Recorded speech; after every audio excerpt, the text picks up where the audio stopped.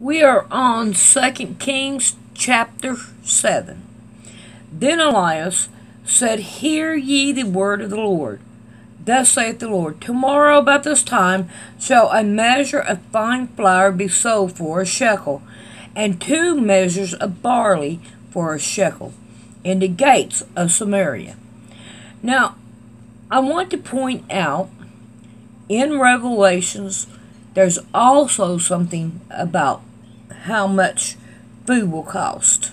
In Revelation 6:6, and I heard a voice in the midst of the 4 beasts say, A measure of wheat for a penny, and 3 measures of barley for a penny, and see that thou hurt not the oil or the wine. Alright, we're going to go over here number 2.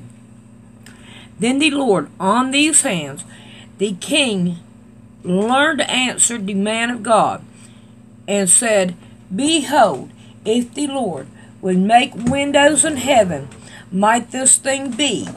And he said, Behold, thou shalt see it with thine own eyes, but thou shalt not eat thereof. And there were 4 leprous men at the entering of the gate, and they said one to another, Why sit we here until we die? If we say we will enter in the city, then the famine is in the city, and we shall die there. And if we sit still here, we die also. Now, therefore, come, and let us fall into the host of the Assyrian. And if they save us alive, we shall live. And if they kill us, we shall but die. And they rose up in the twilight to go into the camp of the Assyrians. And when they were come to the utmost part of the camp of Sisera, behold, there was no man there. For the Lord had made the host of the Assyrian to wear a noise of chariots, and a noise of horses, even the noise of great hosts. And they said one to another, Lo, the king of Israel hath hired against us the king of the Hittites and the kings of the Egyptians to come upon us. Therefore they arose and fled in the twilight, and left their tent and their horses and their asses, even the camp as it was filled for their life. And they just ran off. They just fled for their life. And when those leopards come to the utmost part of the camp, they went into one tent, and did eat and drink, and cried, and carried thrice silver and gold and raiment, and went and hid it, and came again, entered into another tent, and carried thence also, and went and hid it. Then they said one to another, We do not well. This day is a day of good tidings, and we hold our peace. If we tarry till the morning light, come mischief will come upon us. Now therefore come, that we may go and tell the king's household. So they came and called unto the porter of the city, and they told them, saying, We came to the camp of the Assyrians, and behold, there was no man there, neither voice of man, but horses tied, and asses tied, and tents they were. Now, I want to say, when you find something, don't go tell them, because they're going to take everything and they're going to leave you high and dry. Keep it for yourself. Because, think about it. They're going to tell the cops. The cops are going to come and take it and give it to the king. Alright, and he called the porters, and they told it to the king's house within. And the king arose in the night, and said unto his servants, I will now show you what the Assyrians have done to us. They know that we be hungry. Therefore are they gone out of the camp to hide themselves in the fields, saying, When they come out of the city, we shall catch them alive, and get into the city.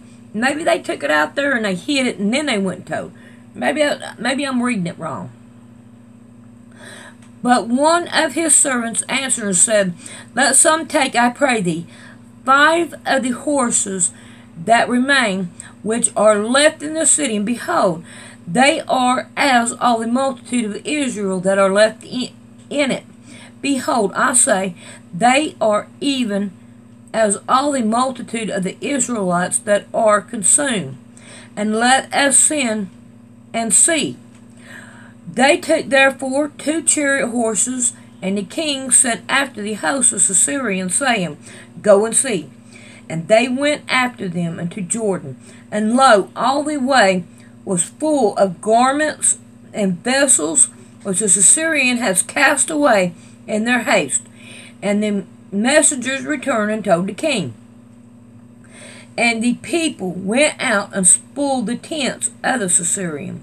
So a measure of fine flour was sold for a shekel, and 2 measures of barley for a shekel, according to the word of the Lord. Alright, now really, why, if you know that people are hungry, I would hope and pray that you would give them something to eat and not sell it to them. Because if they're hungry, they probably ain't got any money, you know? Okay, 17. And the king appointed the Lord, on whose hand he learned to have the charge of the gate. And the people trod upon him in the gate, and he died. As the man of God has said, who spoke when the king came down to him. And it came to pass, as the man of God has spoken to the king, saying, 2 measures of barley for a shekel, and a measure of fine flour for a shekel, shall be tomorrow about this time in the gates of Samaria. And that Lord answered the man of God, and said, Now, behold, if the Lord should make windows in heaven, might such a thing be? And he said, Behold, thou shalt see it with thine own eyes, but thou shalt not eat thereof. And so it fell out unto him, for the people trod upon him in the gate, and he died. So he seen it happen, but then he died. No, that should have been something there. Then spoke Elijah unto the woman, whose son he had restored to life, saying, Arise, go thine and thine household, and sojourn wheresoever thou canst sojourn. For the Lord hath called for a famine, and it shall also come upon the land 7 years. Well, that was nice of him. And the woman arose and did after the saying of the man of God. And she went with her household and sojourned in the land of Philistine 7 years. And it came to pass at the 7 years' end that the woman returned out of the land of the Philistine. And when she went forth cry unto the king for her house and for her land. And the king talked with Gehazi, the servant of the man of God, saying, Tell me, I pray thee, all the great things that Elijah has done. Alright, I don't know if I said it or not, but I'm on 8. Now I'm on 5. I'm sorry. I can't remember if I said that or not. And it came to pass, as he was telling the king, how he had restored the dead body to life, that behold, the woman whose son he had restored to life cried to the king for her house and for her land. And Gehazi said, My lord, O king, this is the woman, and this is her son, whom Elijah restored to life. And when the king asked the woman, she told him. So the king appointed unto her a certain officer, saying, Restore all that was hers, and all the fruits of the field since the day that she left the land, even until now. So that was her inheritance. And Elijah came to Damascus, and Benhadad, the king of Syria, was sick. And it was told him, saying, The man of God is come thither. And the king said unto Hazael, Take a present in thine hand, and go, meet the man of God. and inquire of the Lord by him, saying, Shall I recover of this disease? So Hazael went to meet him, and took a present with him, even a very good thing of Damascus, 40 camels bearing, and came and stood before him, and said, Thy son Benhadad, king of Assyria, has sent me to thee, saying, Shall I recover of this disease? And Elijah said unto him, Go and say to him, Thou mayest certainly recover, howbeit the Lord has showed me that he shall surely die. And he settled his countenance steadfast until he was ashamed, and the man of God wept. And Hazael said, Why weepest, my lord? And he answered, Because I know the evil that thou wilt do unto the children of Israel. Their stronghold wilt thou set on fire, and their young men wilt thou slay with the sword, and wilt dash their children, rip up their women with child. Ooh, goodness. And Hazael said, But what? Is thy servant a dog, that he should do this great thing? And Elijah answered, The Lord hath shown me that thou shalt be king over Syria. So he departed from Elijah, and came to his master, who said to him, What said Elijah to thee? And he answered, He told me that thou shouldest surely recover. And it came to pass on the morrow that he took a thick cloth, and dipped it in water, and spread it on his face, so that he died, and Hazael reigned in his stead. In the 15th year of Joram, the son of Ahab, king of Israel, Jehoshaphat began being then king of Judah.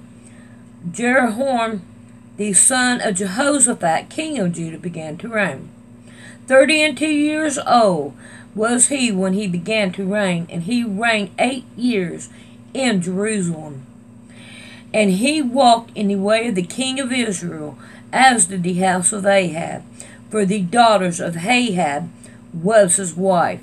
Ooh. And he did evil in the sight of the Lord. Yet the Lord would not destroy Judah for David his servant's sake, as he promised him to give him a way, a light, and to his children. In this day Edom revolted from under the hand of Judah, and made a king over themselves. So Joram went over to Zoar, and all the chariots with him, and he arose by night, and smote the Edomites with compass about him.